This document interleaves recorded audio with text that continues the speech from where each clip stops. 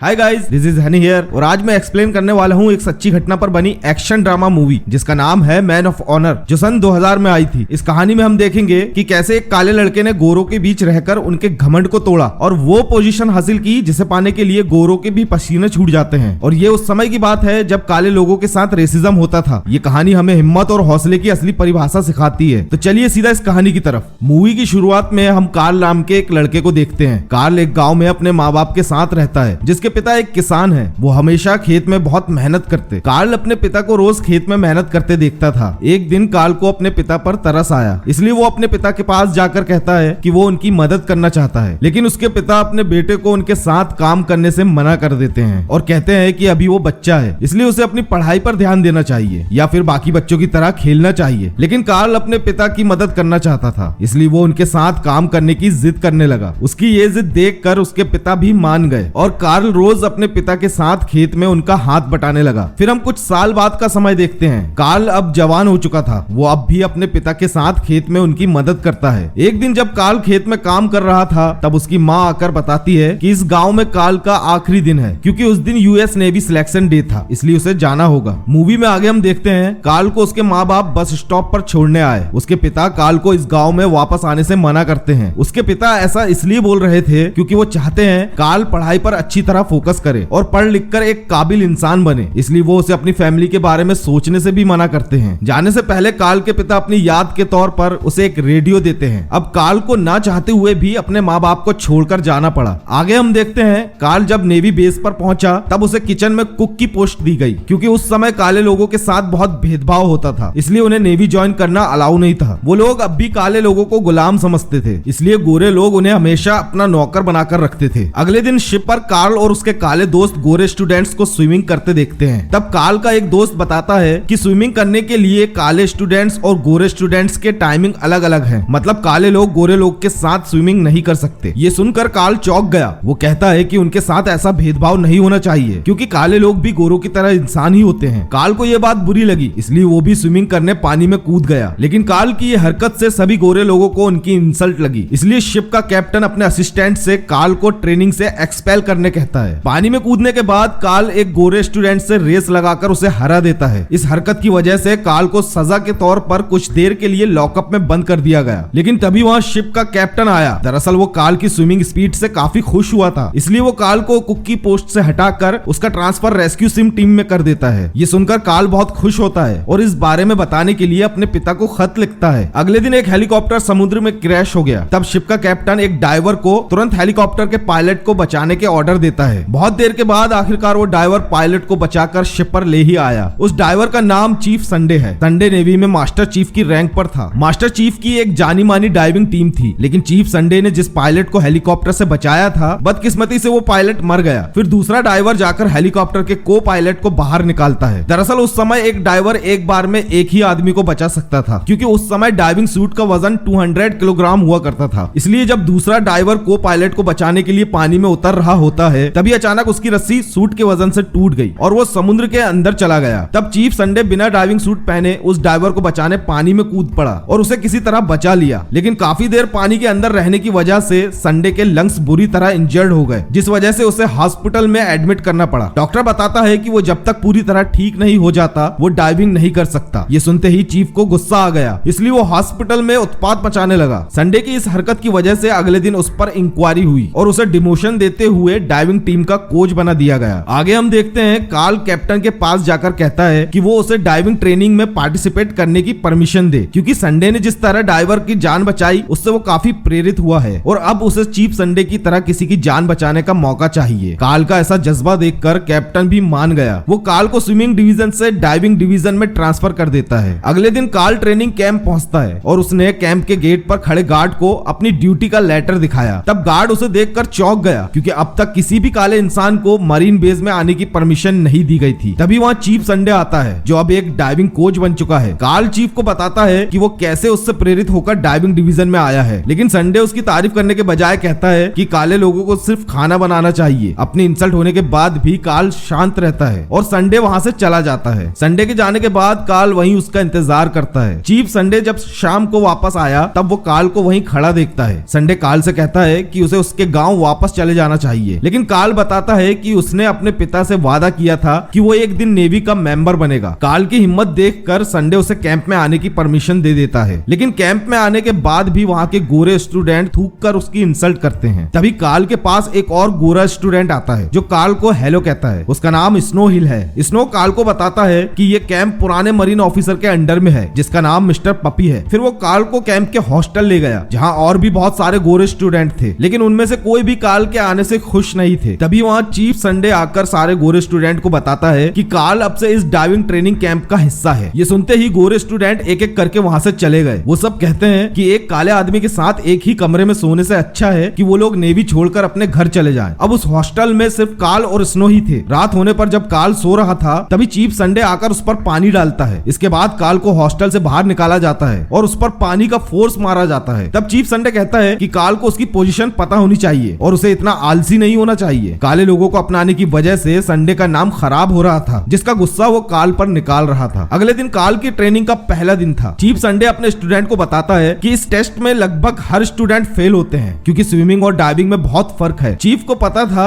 कि स्नो हिल एक अच्छा स्विमर है, इसलिए टेस्ट की पहली शुरुआत स्नो से की गई। वो उसे डाइविंग इक्विपमेंट देकर पानी में गिरा देता है, लेकिन स्नो उस टेस्ट में फेल हो गया, इसलिए चीफ उसे ट्रेनिंग से निकाल देता है। अब कुछ दिन ऐसे ही गुजर जाते हैं। काल बाकी स्टूडेंट्स के साथ ट्रेनिंग में कड़ी मेहनत कर रहा था। कुछ दिनों बाद रिटर्न एग्जाम होती है, लेकिन रिटर्न एग्जाम में काल के मार्क्स उतने अच्छे नहीं आते। तब ऑफिसर बताता है कि अगर अगली बार उसके ऐसे ही मार्क्स आए तो उसे ट्रेनिंग से एक्सपेल कर दिया जाएगा। इसलिए काल अपनी पढ़ाई अच्छी तरह करने के लिए सिटी लाइब्रेरी गया। वहाँ उसकी मुलाकात जोई नाम की लड़की से हुई। जोई वहाँ लाइब्रेरियन में काम करती है और साथ में वो अपनी नर्सिंग की पढ़ाई भी कर रही थी। काल जोई को पढ़ाई करने में उसकी मदद करने कहता है, लेकिन जोई ये कहकर मना कर देती है कि नेवी की पढ़ाई बहुत डिफिकल्ट है, जिसे समझने के लिए काल को महीनों का समय लग जाएगा। लेकिन काल उसे रिक्वेस्ट करता है। तब काल का पढ़ाई के लिए जुनून देखकर जोई उसकी मदद करने मान गई। वो काल को अच्छी तरह समझाती है और अगली एग्जाम में काल को बहुत अच्छे मार्क्स मिलते हैं। अगली बार जब चीफ संडे ट्रेनिंग ले रहा था तब वो दो नए डाइवर्स को पानी में डूबे हुए शिप की मरम्मत के लिए भेजता है। उन दोनों डाइवर्स के नाम रॉर्क और अशार है। जब अशार मरम्मत का काम शुरू करता है तब कुछ देर में शिप अपनी जगह से हिलने लगा और सरकते हुए एक गड्ढे में जा गिरा। इस गड़बड़ में अशार का ऑक्सीजन पाइप कहीं फंस गया। वहीं ऊपर चीफ और बाकी लोग अशार और रॉर्क की आवाजें सुनते हैं जिसमें वो मदद मांग रहे थे। अब उनके पास कोई रास्ता नहीं था, इसलिए वो लोग दोनों को बचाने के लिए काल को डाइविंग सूट पहनाते हैं। चीफ संडे काल से कहता है कि उसके पास दोनों की जान बचाने के लिए सिर्फ 5 मिनट का समय है, उसके बाद उन दोनों की ऑक्सीजन खत्म हो जाएगी। अब काल अकेले ही दोनों को बचाने पानी में गया। काल जब उन्हें बचा रहा था तब रॉर्क डर के मारे उससे दूर भाग रहा था। उसे लग रहा था कि वो मर जाएगा। ये देखकर काल को रॉर्क पर गुस्सा आता है, लेकिन वो शांत होकर बस अपने काम पर फोकस कर रहा था। कुछ देर बाद वो दोनों की जान बचा लेता है। अब अगले दिन अवार्ड सेरेमनी में जब नेवी कमांडर अवार्ड का अनाउंसमेंट करता है तब काल सुनकर शॉक हो गया, क्योंकि कमांडर काल को सम्मानित करने के बजाय रॉर्क को अवार्ड दे देता है। काल के काले रंग की वजह से उसे एक बार फिर निराश होना पड़ा, लेकिन उसके साथ एक चीज बहुत अच्छी हुई। वहाँ जितने भी स्टूडेंट्स थे जो काल से नफरत करने लगे थे, ये भेदभाव देखकर उनके दिल में काल के लिए दया उमड़ रही थी, इसलिए वो उससे दोस्ती कर लेते हैं। अगले दिन काल अपने माँ बाप से बात करने गाँव में कॉल करता है। तब उसकी माँ बताती है कि उसके पिता अब इस दुनिया में नहीं रहे। उसके पिता ने अपनी बीमारी के बारे में कभी किसी को नहीं बताया ताकि काल अपनी पढ़ाई पर पूरा फोकस कर सके और अपने सपनों को पूरा कर सके। ये सुनकर काल रोने लगा, क्योंकि वो ये सब अपने पिता का सम्मान बढ़ाने के लिए ही कर रहा था। रात होने पर वो जोई को कॉल करके बुलाता है, क्योंकि उसे उस वक्त किसी के साथ की जरूरत थी। जब वो जोई का वेट कर रहा था तब वहाँ एक लेडी आकर बताती है कि वो चीफ संडे की वाइफ है। काल को रोता देख लेडी कहती है कि उन दोनों की किस्मत एक जैसी है। दरअसल उस दिन चीफ की वेडिंग एनिवर्सरी थी, लेकिन वो अपनी वाइफ के साथ होने की बजाय अपनी एनिवर्सरी दोस्तों के साथ सेलिब्रेट करने में बिजी था। फिर वो काल को एक बार में चलने इनवाइट करती है, जहाँ उसका हस्बैंड पहले से अपने दोस्तों के साथ पार्टी कर रहा था। जब दोनों बार के अंदर गए तब नेवी के सारे मेंबर्स काल की तरफ देखने लगे और इस बारे में चीफ को बताया। तब चीफ वहाँ आकर काल पर चिल्लाता है कि यहाँ काले लोगों को आना मना है। अब काल पहले से अपने पिता की मौत की खबर सुनकर परेशान था, इसलिए वो पहली बार अपना गुस्सा दिखाता है। वो चीफ से कहता है कि चीफ उससे जलता है क्योंकि वो चीफ से बेहतर है। तब तक जॉय भी वहाँ पहुंच गई, लेकिन उसे कुछ समझ नहीं आता कि वहाँ क्या हो रहा है। तभी चीफ संडे काल को चैलेंज करता है। वो उसे पानी में सांस रोकने की रेस लगाने कहता है। अगर काल हार गया तो चीफ उसे ट्रेनिंग कैंप से हमेशा के लिए निकाल देगा, और अगर काल जीत गया तब वो उसके दोस्त स्नो को कैंप में वापस बुला लेगा। काल भी अपनी इंसल्ट से अब ऊब चुका था, इसलिए वो चीफ का चैलेंज एक्सेप्ट कर लेता है। अब रेस शुरू होती है और दोनों को डाइविंग सूट के हेलमेट पहनाए जाते हैं। फिर उसमें पानी भर दिया जाता है। कुछ देर रेस चलने के बाद चीफ की नाक से खून निकलने लगा, क्योंकि डॉक्टर ने उसे पहले ही डाइव करने से मना किया था। इसलिए चीफ हार गया और कार्ल इस रेस में जीत गया। इसके बाद कार्ल बार में जोई को ढूंढता है, लेकिन वो उसे कहीं भी दिखाई नहीं देती। तब वो बाहर निकलकर उसके पीछे भागता है और उससे पूछता है कि वो उससे मिले बिना क्यों चली गई। तब जोई बताती है कि वो वहां उसे गुड बाय बोलने आई थी, क्योंकि उसे शहर के बाहर एक अच्छी जॉब मिल गई और वो अगले दिन शहर छोड़कर चली जाएगी। ये सुनकर कार्ल जोई से रुकने कहता है, लेकिन जोई नहीं मानती। तब कार्ल जोई से अपने प्यार का इजहार करता है कि वो जल्द ही अपनी ट्रेनिंग खत्म करके एक बड़ा आदमी बनेगा और उससे मिलने आएगा। मूवी में आगे हम देखते हैं मिस्टर पेपी चीफ को अपने दफ्तर में बुलाता है। पेपी चीफ संडे से अगले दिन होने वाले एग्जाम में कार्ल को फेल करने कहता है। मिस्टर पेपी किसी काले इंसान को कैंप से पास नहीं होने देना चाहता था। हालांकि पेपी और चीफ दोनों ही कार्ल को पसंद नहीं करते, लेकिन चीफ संडे को यह बात अच्छी नहीं लगती कि पेपी अपने फायदे के लिए उसकी पोजीशन का गलत इस्तेमाल कर रहा था। बार में रेस हारने के बाद चीफ को इतना तो पता चल गया था कि कार्ल सच में उससे कई ज्यादा बेहतर है, लेकिन वो पेपी के ऑर्डर्स को मना नहीं कर सकता था क्योंकि वो उसका सुपीरियर था। चीफ अपने सुपीरियर के ऑर्डर के बारे में कार्ल को बताता है और उसे एग्जाम देने से मना करता है, क्योंकि एग्जाम देने के बाद भी उसे फेल कर दिया जाएगा। लेकिन कार्ल नहीं मानता। वो कहता है चाहे कुछ भी हो जाए वो एग्जाम देकर रहेगा। तब चीफ संडे को गुस्सा आ गया। वो गुस्से में कार्ल का रेडियो तोड़ देता है। कार्ल के पास अपने पिता की वो एक लौती निशानी थी जो अब टूट गई। कार्ल ये देखकर बहुत निराश हो गया। अगले दिन जब ट्रेनिंग शुरू हुई तब कार्ल वहां अपने पूरे जोश के साथ ट्रेनिंग पर पहुंचता है। कार्ल का कॉन्फिडेंस देखकर चीफ उसे एग्जाम देने से मना नहीं कर पाता। अब सारे पार्टिसिपेंट्स एग्जाम के लिए तैयार थे। कार्ल और बाकी स्टूडेंट्स पानी में जाते हैं। फिर ऊपर से एक टूल किट का बैग पानी में डाला जाता है। उन्हें बस उस टूल किट को ढूंढकर ऊपर लाना था, लेकिन उस बैग से एक भी टूल गायब नहीं होना चाहिए। सारे पार्टिसिपेंट्स के बैग पानी में डाले जाते हैं, लेकिन कार्ल का बैग पेपी के कहने पर फाड़कर पानी में डाला जाता है, जिससे पहले ही सारे टूल्स पानी में बिखर गए। अगर कार्ल बिना टूल के पानी से बाहर आया तो फेल हो जाएगा। अब सारे स्टूडेंट्स एक एक करके अपना टूल किट लेकर बाहर निकल रहे थे, लेकिन कार्ल अब भी पानी में बिखरे हुए टूल्स ढूंढने में लगा था। पेपी भी एग्जाम को देख रहा था। वो चीफ को इशारा करता है कि वो कार्ल को पानी में ही रहने दे ताकि उसकी ऑक्सीजन खत्म हो जाए और वो बिना टूल किट के पानी से बाहर आ जाए। चीफ नहीं चाहता था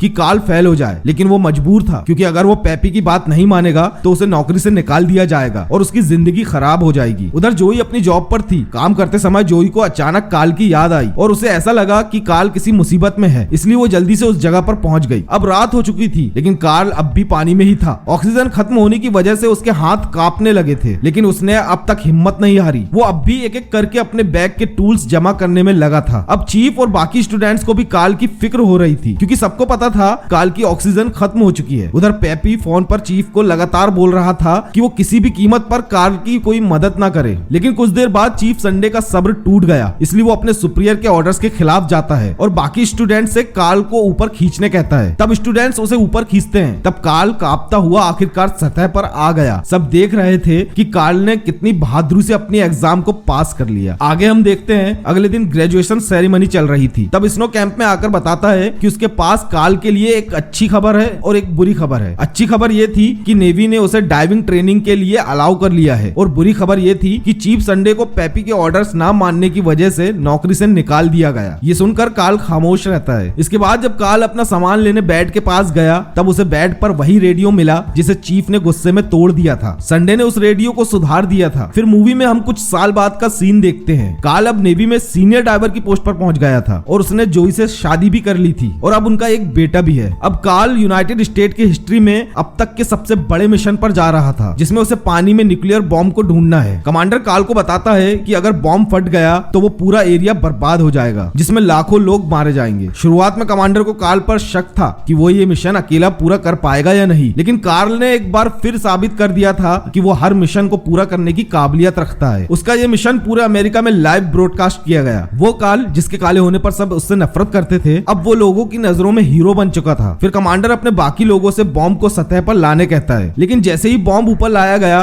तब एक हादसा हो गया। बॉम्ब का वजन ज्यादा होने की वजह से रस्सी टूट गई और बॉम्ब पानी में गिर गया। उसके साथ रस्सी भी तेजी से नीचे जा रही थी, जिसमें एक बड़ा लोहे का हुक लगा हुआ था। वो हुक सीधा कार्ल के पैर पर लगा, जिससे उसका एक पैर टूट गया और कार्ल बेहोश हो गया। जब कार्ल को होश आया तो उसे समझ नहीं रहा था कि वो हॉस्पिटल में क्यों है। तब उसकी वाइफ जोई बताती है कि वो शिप पर हुए हादसे की वजह से हॉस्पिटल में है। उसका एक पैर अब किसी काम का नहीं रहा, जिसकी वजह से वो ठीक से चल भी नहीं सकता। ये सुनकर कार्ल को शॉक लगा। वो खुद से बहुत शर्मिंदा होता है, क्योंकि वो अब कभी भी अपने पिता का सपना पूरा नहीं कर सकेगा। वहीं दूसरी तरफ हम चीफ संडे को एक पागल खाने में देखते हैं। दरअसल चीफ का डाइविंग लाइसेंस रद्द कर दिया गया, जिसकी वजह से उसे बहुत गहरा सदमा लगा और वो डिप्रेशन का शिकार हो गया। अगले दिन जब चीफ अकेले बैठा था तब एक नर्स उसे न्यूज़पेपर देती है जिसमें काल के एक्सीडेंट की खबर छपी थी। चीफ उस खबर को पढ़ता है। उधर हॉस्पिटल में कमांडर और उसका असिस्टेंट काल से मिलने आते हैं। काल से मिलने कैप्टन हैंक्स भी आता था। तब काल उनसे रिक्वेस्ट करता है और पूरी तरह ठीक होने के बाद काम पर वापस आने की परमिशन मांगता है, लेकिन कैप्टन को पता था कि काल अब कभी डाइव नहीं कर सकता। तब काल कैप्टन हैंक्स को एक न्यूज़पेपर दिखाता है जिसमें एक एयरफोर्स पायलट की खबर थी। उस पायलट का एक पैर नकली था, लेकिन वो फिर भी एयरफोर्स में अपनी ड्यूटी अच्छी तरह कर रहा है। फिर काल कैप्टन से कुछ दिनों का समय मांगता है ताकि वो फिर से एक बार खुद को प्रूव कर सके। काल ने डॉक्टर से अपना टूटा हुआ पैर काटने को कहा ताकि उसका टूटा हुआ पैर उसके किसी भी मिशन के आड़े ना आ सके। जोई भी काल की सारी बातें सुन रही थी। उन सब के वहां से जाने के बाद जोई काल के इस पागलपन को देखकर उस पर चिल्लाने लगी। अब काल को भी समझ नहीं रहा था कि उसे सब कुछ छोड़कर अपनी छोटी सी फैमिली के साथ एक आम आदमी की तरह रहना चाहिए या फिर अपने सपने के पीछे जाना चाहिए। बहुत देर सोचने के बाद काल डिसाइड करता है कि वो अपने इस सपने को पूरा करेगा। तब जोई भी उसका साथ देने मान गई। आगे हम देखते हैं काल का एक पैर कट चुका है, जिसके बाद उसे एक नकली पैर लगा दिया गया। अब वो ठीक होने के साथ साथ सारे काम एक पैर से करने की प्रैक्टिस भी करता है ताकि नकली पैर पर ज्यादा प्रेशर ना आ सके। जब वो प्रैक्टिस कर रहा था तभी अचानक वहाँ चीफ संडे आया। वो बताता है कि उसने काल के बारे में न्यूज़पेपर में पढ़ा, जिसके बाद उसे एहसास हुआ कि काल और उसकी किस्मत लगभग एक जैसी है, क्योंकि अब वो दोनों ही डाइव नहीं कर सकते। लेकिन चीफ को पता था कि काल क्या कर सकता है, क्योंकि वो उसका कोच रह चुका था। इसलिए वो काल से कहता है कि वो नेवी के ऑफिसर्स को मनाने की कोशिश करेगा कि काल फिर से डाइव कर सकता है। फिर चीफ काल को ट्रेनिंग देता है। अब वो धीरे धीरे बेहतर होता जा रहा था। अब काल नेवी के एक कॉन्फ्रेंस में गया जहां उसे खुद को साबित करना था। उसके साथ चीफ भी था, लेकिन उसे कोर्ट रूम के बाहर रोक दिया गया। अंदर जाने के बाद नेवी के ऑफिसर्स उससे कुछ सवाल पूछते हैं, जिसका वो पूरे कॉन्फिडेंस के साथ जवाब देता है। इसके बाद कैप्टन हैंक्स कोर्ट रूम में एक डाइविंग सूट मंगवाता है। कैप्टन काल को चैलेंज करता है कि अगर वो इस 200 किलोग्राम के सूट को पहनकर